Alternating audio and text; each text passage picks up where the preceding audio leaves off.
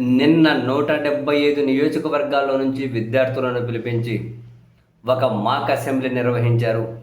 సంతోషం. విద్యార్థులు కూడా చాలా ఉత్సాహంగా, ఉల్లాసంగా, చాలా యాక్టివ్గా పార్టిసిపేట్ చేశారు.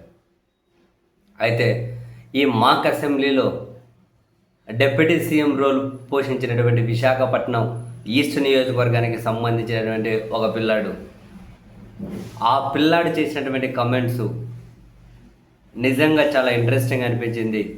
భావి తరాలకి ఇటువంటి క్లారిటీ ఉంటే బ్రహ్మాండంగా ఆంధ్రప్రదేశ్ అభివృద్ధి చెందుతుంది కదా అని చెప్పి అనిపించింది.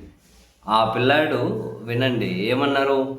ఆ పిల్లాడిని ఒక ఛానల్ యాంకర్ అడిగారు, అది ఇది మాట్లాడుతూ నీకు ఇష్టమైన పాలిటీషియన్ ఎవరు అని. జగన్మోహన్ రెడ్డి అన్నారు. యాంకర్ ఆశ్చర్యపోయింది. పోషించిందేమో డిప్యూటీ సీఎం రోలు మాక్ అసెంబ్లీలో. ఇష్టమైన నాయకుడు జగన్ అని అంటే అవును అని అంటే ఎందుకు అని అంటే జగన్ ఇష్టం అని అంటే జగన్ తీసుకున్న నిర్ణయాలు ఇష్టం, విద్యలో ఆయన తీసుకొచ్చిన సంస్కరణలు, వాళ్ళు చూపించిన శ్రద్ధ చాలా ఇష్టం నాకు అన్నారు. చూడండి, జగన్ కాదు, జగన్ తీసుకున్న నిర్ణయాలను ఇష్టపడుతూ ఉన్నారు. మరీ ముఖ్యంగా విద్యకు సంబంధించి వాళ్ళు తీసుకున్న నిర్ణయాలు బాగున్నాయని చూసారా. రావాలి, ఆ ప్రాతినిధ్యం నేను కూడా సంపాదించుకోవాలి. జగన్ అంటే ఎందుకు అంత ఇష్టం? జగన్ అంటే ఆయన స్కూల్కి ఎంత లాస్ట్ ఇయర్ అంటే వాళ్ళు ఉన్నప్పుడు రూలింగ్లోని స్కూల్ అనేది బాగా డెవలప్ చేశారు. అది నాకు చాలా నచ్చింది. అందుకే నేను అంటే జగన్ అంటే ఇష్టం కాదు, ఆయన చేసిన పనులు నాకు ఇష్టం, జగన్ ఇష్టం కాదు. అంటే మరి అపోజిషన్ పార్టీ జగను విద్య విషయంలో తీసుకున్నటువంటి నిర్ణయాలు చాలా బాగా నచ్చాయి. జగన్ తీసుకున్న నిర్ణయాలు ఇష్టం, జగన్ ఇష్టం కాదు అని పిల్లలు ఇంత క్లారిటీ.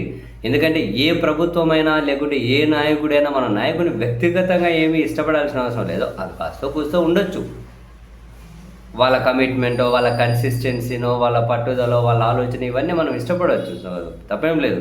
కానీ తాను తీసుకున్న నిర్ణయాలు ఇష్టం అని చెప్పి స్పెసిఫిక్గా మెన్షన్ చేసుకుంటూ మాట్లాడడం నిజంగానే భలే ముచ్చటేసింది కూడా. సరే, ఇప్పుడు జగన్ అంటే ఇష్టం అన్నారు అని చెప్పి అడ్డమైన సంతంతా అప్పుడు కూడా ఇంగ్లీష్ మాట్లాడిందని చెప్పి మేఘన అనే వాళ్ళ పిల్లలు బ్యాచ్ను ట్రోల్ చేశారు చూడండి. అట్లా ఈ పిల్లలగానే ట్రోల్ చేస్తే అటువంటి చెత్త చెదారం గురించి ఆ పిల్లడు పట్టించుకోవాల్సిన అవసరం లే, వాళ్ళ కుటుంబము పట్టించుకోవాల్సిన అవసరం లే. అట్లా చెత్త చెదారాన్ని అట్లా ట్రోల్ చేసేవారిని కనిపిస్తే అట్లా ఆ మొహం మీద అట్లా గాంటించి ఉమ్మేసి పక్కగా తప్పుకోండి మీరైనా కూడా, ఎవరైనా పర్వాలేదు. ఎందుకంటే ఒక క్లారిటీ, ఎవరైనా ఒక అంశం చుట్టూ చర్చించాలి. చిన్న పిల్లాడు ఎంత బ్రహ్మాండంగా చెప్పారు. నిర్ణయాలకు మద్దతు పలకడం వ్యక్తికానికి అది కాదు, ఆ క్లారిటీ ఉండాలి ఎవరికైనా.